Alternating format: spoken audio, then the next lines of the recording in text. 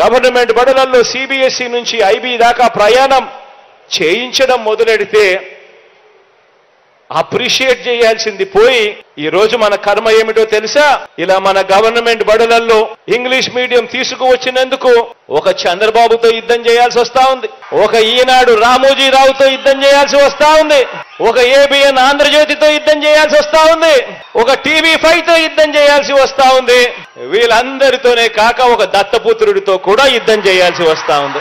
ఆలోచన చేయమని అడుగుతా ఉన్నా. గవర్నమెంట్ బడులు బారాలని ఆరాటపడడం తప్పు, గవర్నమెంట్ బడులలో ఇంగ్లీష్ మీడియం తేవాలని తపన పడడం తప్పు. ఇలా ఆరాటపడినందుకు ఇంతమందితో యుద్ధం చేయాల్సి వస్తా ఉంది.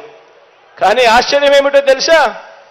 ఇలా మనపై యుద్ధం చేస్తా ఉన్న వీళ్ళ పిల్లలు గాని, వీళ్ళ మనవళ్ళు మనవరాళ్ళు గాని వీళ్ళందరూ కూడా ఏ మీడియంలో చదువుతున్నారు అని చెప్పి మీలో ఎవరైనా కూడా వాళ్ళని గట్టిగా నిలదీస్తే మాత్రం ఏ ఒక్కరూ కూడా చెప్పరు వాళ్ళ పిల్లలు వాళ్ళ మనవళ్ళు మనవరాళ్ళు తెలుగు మీడియంలో చదువుతున్నారు అని చెప్పి. వాళ్ళ పిల్లలేమో ఇంగ్లీష్ మీడియంలోనే చదవాలి, కానీ మన పిల్లలు అదే ఇంగ్లీష్ మీడియంలో చదవడానికి మీ జగన్ అడుగులు ముందుకు వేస్తే మాత్రం తెలుగు భాష అంతరించిపోతుంది అని చెప్పి ఏకంగా యాగి చేస్తూ మన మీద యుద్ధాన్నే ప్రకటిస్తా ఉన్నారు వీళ్ళంతా కూడా. ఆలోచన చేయమని అడుగుతా ఉన్నా. నేను చెప్తా ఉన్న ప్రతి మాట కూడా ఆలోచన చేయమని కోరుతా ఉన్నా. తల్లిదండ్రులు పిల్లలు అందరూ కూడా గమనించాలని చెప్పి కూడా కోరుతా ఉన్నా. పెత్తందారులైన వారికో ధర్మమట, పేదలైన మీకో ధర్మమట.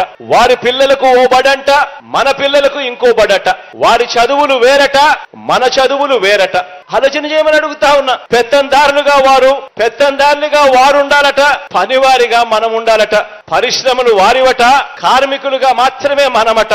సామ్రాజ్యాలన్నీ వారివట, సామాన్యులుగా మాత్రమే మనం మిగిలిపోవాలట. ఆలోచన చేయమని అడుగుతా ఉన్నా. పెత్తందారి మనస్తత్వాలు చూడమని అడుగుతా ఉన్నా. వారి పిల్లల చేతుల్లో ఏమో ట్యాబులు ఉండొచ్చు, స్మార్ట్ ఫోన్లు ఉండొచ్చు, కానీ మీ పిల్లల చేతుల్లో మాత్రం, మన పిల్లల చేతుల్లో మాత్రం మీ జగన్ పిల్లలకు ట్యాబులు ఇస్తే మాత్రం ఆ పిల్లలు ఆ ట్యాబుల్లో ఏమేమో చూస్తూ చెడిపోతున్నారు అని చెప్పి యాగి చేస్తారు. ఆలోచన చేయమని అడుగుతా ఉన్నా.